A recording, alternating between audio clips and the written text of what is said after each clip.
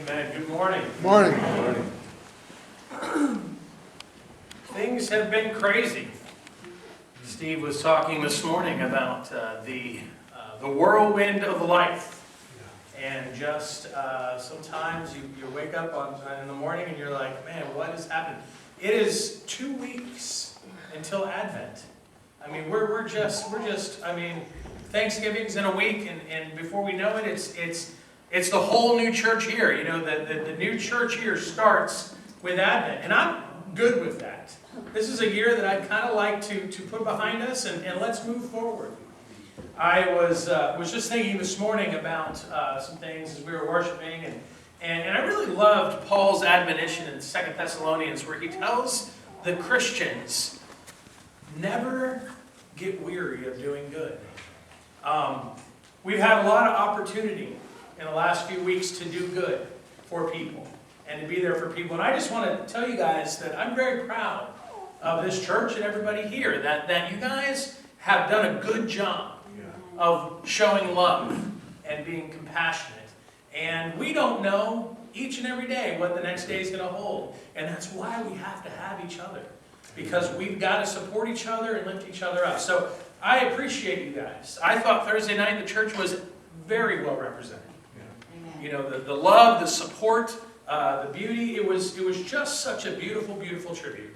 And I want to thank you guys and saying, okay, now we pick up the pieces. We continue to do good. We continue to love. We continue to move forward and continue to support each other and do the work that God has called us to do. Amen. And that's where we are. And you know, life will have its ups and downs. This is something that we cannot get away from. Amen. I was thinking this morning about, you know, the old good news, bad news jokes, and how sometimes we feel like we're living in one of those. You get a little bit of good news, but you have this feeling, or perhaps this expectation, that right after that, the other shoe's going to fall. There's going to be bad news, ups and downs, roller coaster type of living that we go through. Today things are one way, and maybe tomorrow they're much, much different. Anybody can relate to that, I'm sure, right? It reminds me of some of the old jokes of the good news, bad news. There was one that a gallery owner is talking and to an artist. He says, I have some good news and some bad news. And the artist says, well, what's the good news? The owner of the gallery says, the good news is that a man came in here today asking if the price of your paintings would go up after you die. When I told him they would, he bought every one of your paintings. Wow, that's great. What's the bad news? The gallery owner said, the bad news is that man was your doctor. Or perhaps the wife telling her husband, I have some good news and bad news. And the husband says, well, what's the good news? The wife says, the good news is I found a picture that's worth $500,000. Husband says, wow, that's wonderful. What's the bad news? The wife says, the bad news is the pictures of you and your secretary. Or the lawyer that says, I have some good news and some bad news. The client says, give me the bad news first. Lawyer says, the bad news is that the DNA tests showed that your blood they found was all over the crime scene. Oh no, the client says, I'm ruined. What could possibly be the good news? The lawyer says, well, your cholesterol's down to 130. Good news. Good news, it seems, is often followed with bad news of some degree. These jokes would be funny if they weren't true. You know, we can relate to the good news, bad news scenarios. And it happens enough that certainly we become skeptical and cynical, don't we? We live our life expecting bad news to come. Ever meet someone that just has a negative view on life? Someone that lives with that kind of Eeyore mentality of the expectation of bad? I have a few friends like that. There's one guy I work with that's just, it's comical, because it's just, everything is just like, you know, terrible news all the time. And we might be like that from time to time. We certainly know people like that from time to time. And I know that we always hope that something bad won't happen, but what are we really doing? We're really expecting it, and in fact preparing for it. Now, I know I know that it's wise to prepare for a what, quote, rainy day. We put aside money for a rainy day and expect, what is a rainy day in that sense? It's an expectation of something bad happening, so we save purposely so that when the bad happens, we'll be prepared. And it's wise to do so, because we don't know what that rainy day will be. You know, I mean, I think one of the things that could be one of the saddest professions is being a life insurance salesman, because you have to sell people insurance, you know, and all your conversations are, you know, when you die, what's going to happen. But we need to be prepared, obviously.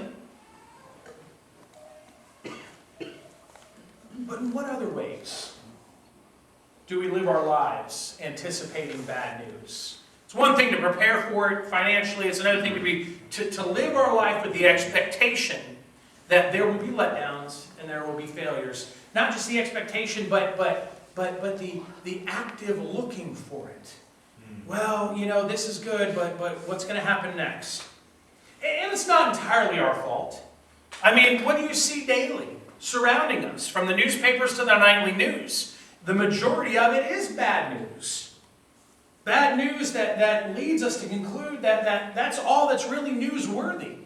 Not often. I mean, I don't know what the percentages are of how much good news versus bad news is portrayed in newspapers and newscasts, but the truth is bad news sells. Good news does not sell. Proclaiming widespread misery is how politicians get elected, and how most environmentalists get funded. Giving coverage to mass shooters is how newspapers get sold.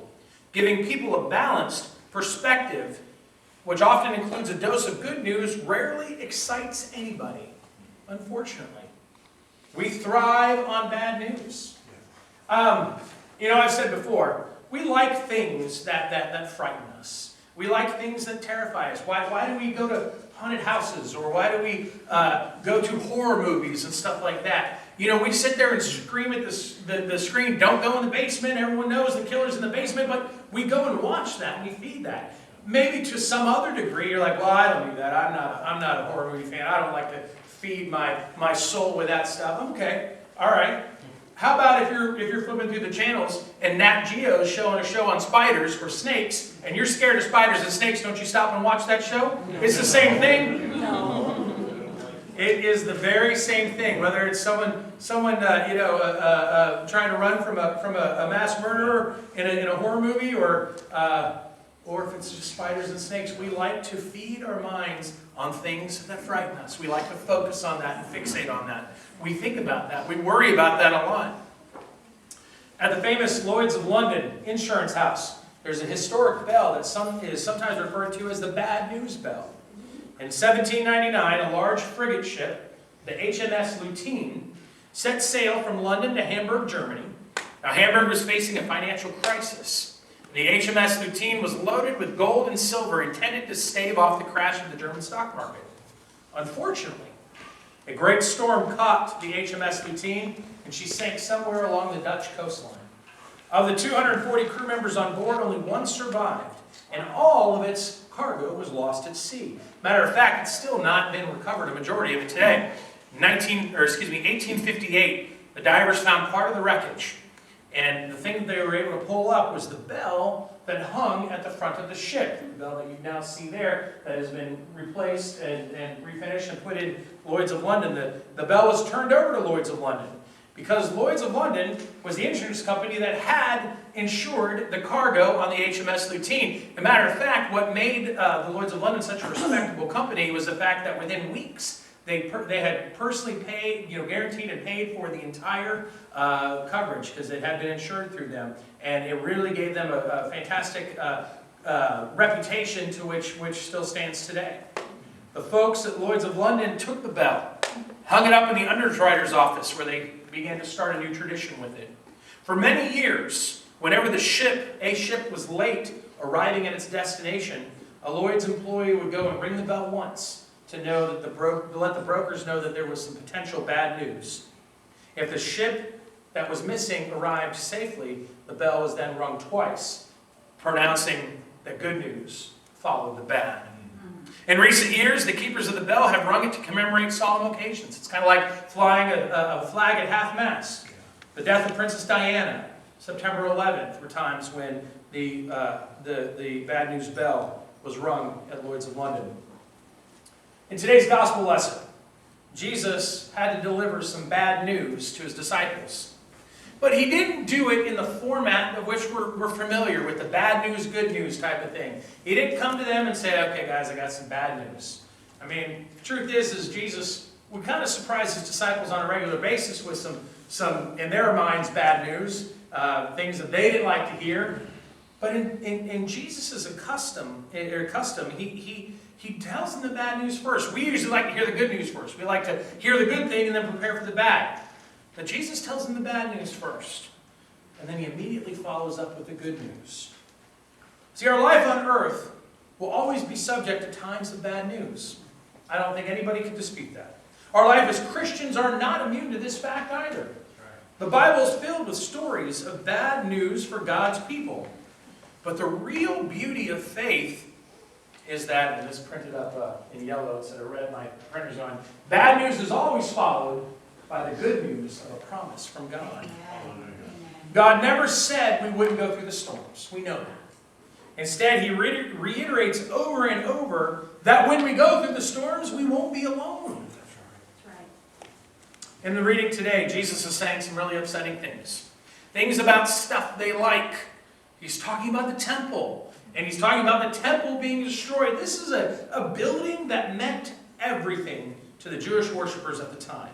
And it was spectacular. I was reading some stats about Herod's temple, and it was so massive. The stones were so massive. Like the largest stone that's still in existence in the Wailing Wall is like hundreds of tons. I mean, and the fact that the whole temple was built without mortar because the stones were so heavy that it relied on the weight of the stones to hold the building together. They could fit comfortably 250,000 people inside the walls. It was that massive.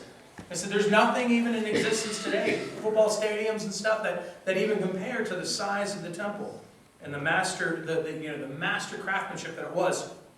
And this was something they loved. I mean, it involved everything about them. They would make pilgrimages if they didn't live close enough. This is where they worshiped. This represented their faith and their God to them. And Jesus starts talking about, we're going to tear this building down. It's going to be destroyed. And he says some stuff that they don't like to hear. He goes in to talk about the temple's going to be destroyed. And there's going to be other things. There's going to be wars and earthquakes and natural disasters. And then, if that's not enough, like, okay, destruction, that's terrible. And then he starts saying things like, oh, and by the way, a lot of bad stuff's going to happen to you too. Bad news indeed. Injury, worry, people aren't going to like you. They're going to persecute you. This is terrible news. This is not ways to win people and influence followers. This is terrible, terrible stuff that Jesus is telling the disciples. But he doesn't leave it there. He doesn't just say, okay, all this stuff's going to happen. The temple's going to get destroyed. People are going to hate you because of me, and you're in danger. He immediately follows it up with good news, with a promise. And his promise is that God had already planned to help them persevere when the events of the future became painful and chaotic. Yes. See, Jesus and his disciples are standing in the temple courts. And his disciples couldn't help but remark on the beauty of the place. They're looking around. And they're talking about how amazing it is. See, what did the disciples see when they looked at the temple? Well, the temple court sat on 36 acres of land. The giant stones that made up the temple were dazzling. They were blinding white marble. And over some of the stones was a gold plating that reflected the sunlight. Imagine the beauty of this. From a distance, the whole complex must have looked like a glowing jewel. And up close, it probably seemed like the most impressive building in the entire Roman Empire. And Jesus has the sad task of telling his disciples that this magnificent center of Jewish life and faith was destined for destruction. This would be an event that would be more traumatic than when the fire engulfed the Notre Dame Cathedral last spring. For the temple was the center of Jewish faith. And not only that, then Jesus says, his followers would also experience persecution and violence because of their commitment to him. Life as they knew it was going to fall apart. In verse 6, Jesus points around him and shows them the massive beauty of the temple, and he says this. He says, as for what you see here. Now stop for a moment. Think about those words. As for what you see here. These are pretty powerful words, right? Jesus is showing them the temple and says, for what you see. Now, why are those powerful words? Because it's easy. It's so easy for us to put our faith in and to anchor our hope in the things that we can see and touch in this world. Jesus is referencing the beautiful things in the light. He says, as you see this, well, we can relate. Because we like to put our faith and our hope and anchor our life on the stuff that we can hold on to, tangible things. It's so easy to be impressed by appearances, possessions, the symbols of security. Even if some of these symbols are superficial, and in some cases not even real. For example, do you know how large the market is in this world for counterfeit copies of brand name goods? Think about it. Do you know what I'm talking about? Counterfeit purses, counterfeit watches, counterfeit shoes. There's knockoff brands of the real thing all over the place. In fact, experts tell us that the combined value of counterfeit goods purchased worldwide is $462 billion a year in counterfeit products. Now, here's what's even more stunning. Experts predict that the market for counterfeit goods will reach as high as $2.3 trillion by 2022. And we're talking about big-time money. Things that people are selling that are not as good as the original. They're copies. They're fakes.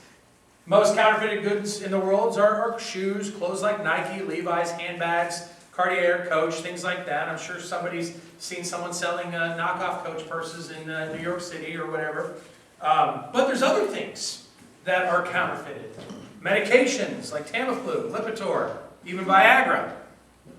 You know, I wonder how much or how often we have worn something, either knowingly or not, that is counterfeit. Sometimes we're like, hey, this looks pretty good, this looks pretty close, it's a whole lot cheaper, I'm going to buy this. You know, everyone else is going to think that I have a Coach purse, but I really don't. It says something like crotch on it or something, I don't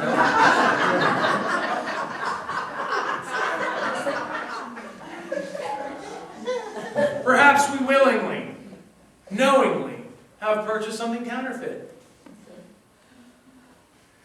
I think what's even more crucial is the question saying, it's one thing to own things that are counterfeit, but could we ever be in danger in our own lives of believing some things that are counterfeit? See, Jesus knew that it was fear that motivates us to put our trust in things we can touch, things we can see, things we can own. It is our fear that motivates us to put our trust in worldly power and physical possessions. We find security and significance in our homes and in our church buildings, our appearance and our possessions. Our worry can lead us to chasing after any false prophet or guru who promises security and significance. I've been reading in Jeremiah. It's interesting because Jeremiah was a very unpopular guy. And because he kept saying what God was telling him to say, and it wasn't good news. And then all of these other prophets kept coming behind him and like, oh, listen, Jeremiah, this guy's crazy. This is really what God's saying. And it's this funny kind of back and forth between Jeremiah and these other prophets. And Jeremiah would say something and they would negate everything. And of course we know in the end who was really hearing from God. And sometimes they found out quickly too. There was this one guy named Hananiah, and Jeremiah's like, well, you know, you've broken the yoke of wood, and you've now just put a yoke of iron on their necks, and you're going to be dead within a year because, you know, you're giving out false things. And sure enough, he did. And I think everybody at that time would have thought, oh, Jeremiah is actually the true prophet. It still continues. But we like to put our trust in things that make us feel good. Yes. And oftentimes, it's the stuff that we can hold on to, the stuff that's tangible, our possessions. We like fancy church buildings. We like, you know, real things, and it makes us comfortable. Our appearance and our possessions. And worrying about those things will cause us to follow other thoughts that may not be from God. Every year, hundreds and hundreds of runners from all over the world compete in the Boston Marathon. It's a 26-mile test of endurance and strength.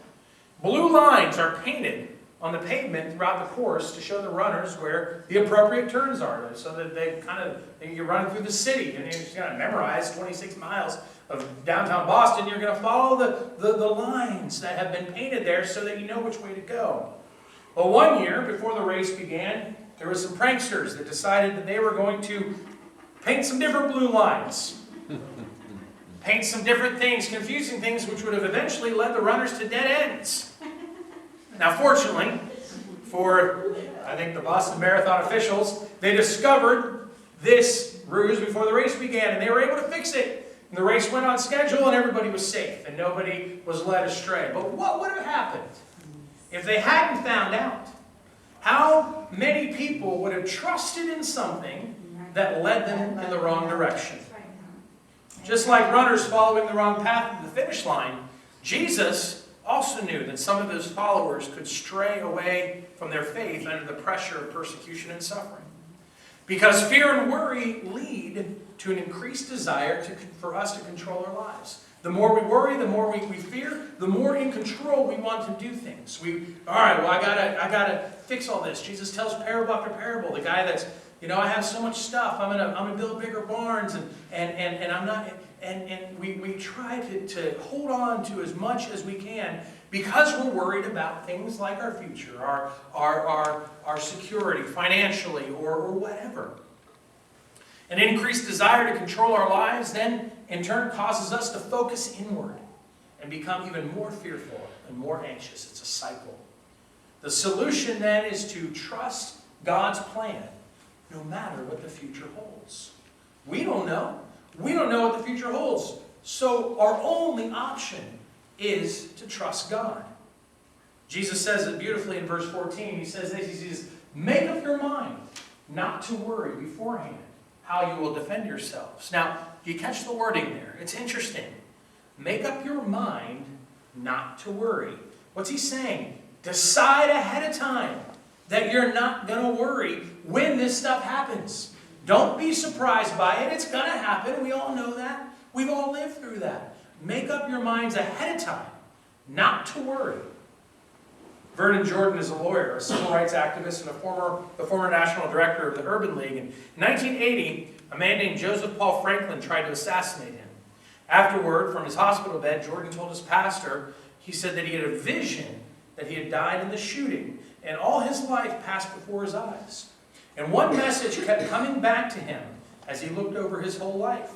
And it was a message that his mother put at the end of every letter that she had ever written him. She said this to him. She said, remember, son, if you trust God, He will take care of you. He said, as I lay there in a pool of my own blood, I found great comfort in those words. If I trust God, He will take care of me. Bishop Fulton Sheen once said, all worry is atheism because it is a want of trust in God. Why is worry a form of atheism? Because it stems from our focus on earthly things, on security, on self-protection. Worry is rooted in a self-centered life.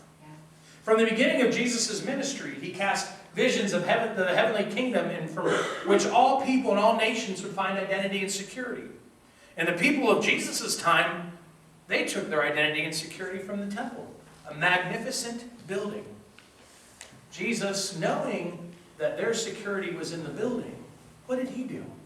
He took His teachings outside the temple. He went to the streets, into the fields, where the average Joes were just scraping by. They could see this. They knew that this was important, but Jesus comes to them with a different message. Hey, you're important no matter what your life is like. He took the message to people like lepers, to women, to Samaritans, to tax collectors, those that were not socially as accepted as other people in that era. The book of John, we know, Jesus has a meeting with a woman at the well, a despised Samaritan woman, and He tells her that in that conversation that worship is no longer confined to the temple. What does He say? He says that a time is coming when true worshipers will worship the Father in spirit and in truth, for they are the kind of worshipers that the Father seeks. In the lesson today, Jesus reminds us that all earthly things that we put our trust in will one day be destroyed. Doesn't matter how magnificent it is. The temple they thought was impenetrable. It would never be destroyed. He was laughed at. That, this is going to stand forever. And it was offensive to them, and yet it happened. It's because the kingdom of God is not something we can touch or see. It is the Spirit of God working in human hearts that brings about holiness and justice, righteousness and peace, until that day comes when Jesus comes again. And before the Spirit of God can come alive in your heart, you have to die to yourself. And see, that's the hard truth. That's the good news, bad news again. God promises us He'll be with us in difficulty. And He promises us that we'll grow, but we also have to sacrifice. We have to die to self. Hudson Taylor was a British missionary in China and the founder of one of the most effective missionary organizations in the world. And on the matter of fear and worry for the future, he once said this. He said, "Let us give up our work, our plans, ourselves, our lives, our loved ones, our influence, our all, right into God's hands. And then, when we've given it all over to Him, there will be nothing left for us to be troubled about." If we give it to God and we let God have control, what's left for us to hold on to? What's left for us to worry about? See, we are deceived if we place our trust in earthly kingdoms and temples built by human hands. We're approaching another election season. We are deceived if we think that any of the promises that any of the politicians make will better our lives in any way. Our only hope rests in God. Amen. These things have to be destroyed in order for the kingdom of God to come. Jesus told His disciples that the majestic temple would be torn down. Their fellow Jews, their loved ones, all the people they trusted would turn against them and persecute them for their faith. Every earthly kingdom, every tangible thing in which they put their trust has to be torn down in order for them to know that the kingdom of God is the only sure foundation for their life. For it is eternal and it will never fail. When we're surrounded by hard times and persecution, when all that's tangible in our lives is falling apart, how can we keep from giving into fear and running down dead ends? Jesus says, in this chapter, He says, the way you do that is that you see your suffering as an opportunity to witness God's truth. This is the verse. He says, it will lead you to an opportunity for your testimony. Persecution, difficulty, trial. What's the purpose? It will lead you to an opportunity for your testimony. So make up your minds not to prepare beforehand to defend yourselves. Decide ahead of time that when this is happening, when this comes, that you won't fight it. For I will give you utterance and wisdom, which none of your opponents will be able to resist or refute. This trust will build your testimony. You will one day be able to stand on the other side of any difficulty, any trial, any circumstance, and be able to tell other people, we can do it. God can help us. You can make it. You can be strong. You can work through this. God is faithful.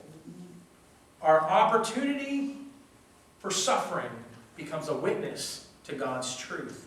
How would it change your life if you looked at every setback, every failure, every loss, every heartbreak as an opportunity to witness to God's goodness and faithfulness? More importantly, how would it change the lives of everyone around us if we turned our suffering into an opportunity to witness for God's glory?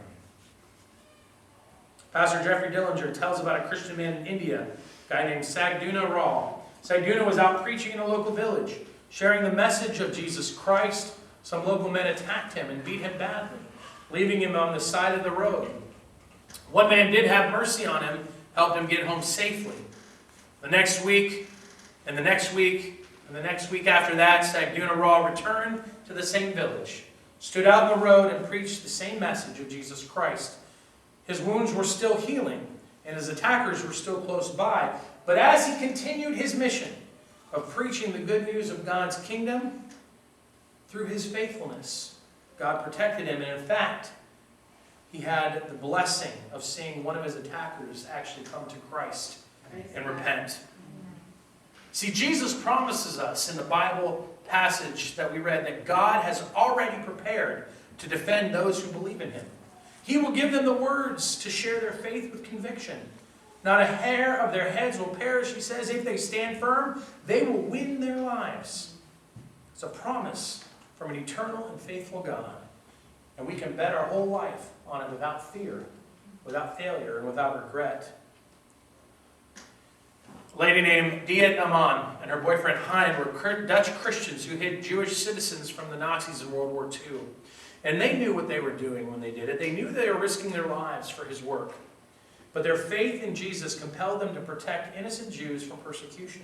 In 1944, Hein was arrested and sent to the Dachau concentration camp. Diet was arrested soon after and sent to a different camp. Although they both suffered greatly in the camp, they continued to trust in God's promise and protection. She even took a hairpin and scratched Jesus' promise from Matthew 28 on the prison wall. His promise of, "Lo, I'm with you always, even unto the end." Diet was eventually released, but Hein did not make it out. He died in Dachau. Fellow prisoners reported that Hein, throughout his turmoil, throughout his persecution, continued to radiate the love of Jesus Christ in the concentration camp. Before his death, he wrote a final note to his girlfriend. He said, "Darling, don't count on our seeing each other ever again. Here we see again that we do not decide our own lives. Even if we won't see each other again on this earth, we will never be sorry for what we did, that we took this stand. And know, Diet," he says, "that every last human being in this world, of them I loved you the most." His words, here we see again that we do not decide our own lives. And even if we don't see each other again, I'll never be sorry for what we did, because we took a stand for our faith. We don't decide our own lives. We try, and sometimes that's bad news, that our lives are susceptible to the influences of other things. If we could control our own lives, we would, and we try very hard to do so, but we can't. We don't decide our own lives. And Jesus knew that this fact would cause his followers great fear and anxiety throughout their life. And in fact, it could even lead them to following false gods or straying from the truth. It could lead them, perhaps, to decide beforehand to trust God. And that's what he was hoping. To see any suffering that came into their lives as an opportunity to share God's faithfulness. And to ultimately, it leads to good news. In fact, the greatest good news that's ever imaginable. That we are not really in control of our lives and destinies, but someone is. A loving God. A loving and faithful God is in control, and every good thing in our life that we have lost will be restored. Amen. That is a promise. We will live more fully and more wondrously than we could have ever imagined. Praise Amen. Amen. Let's prepare to take our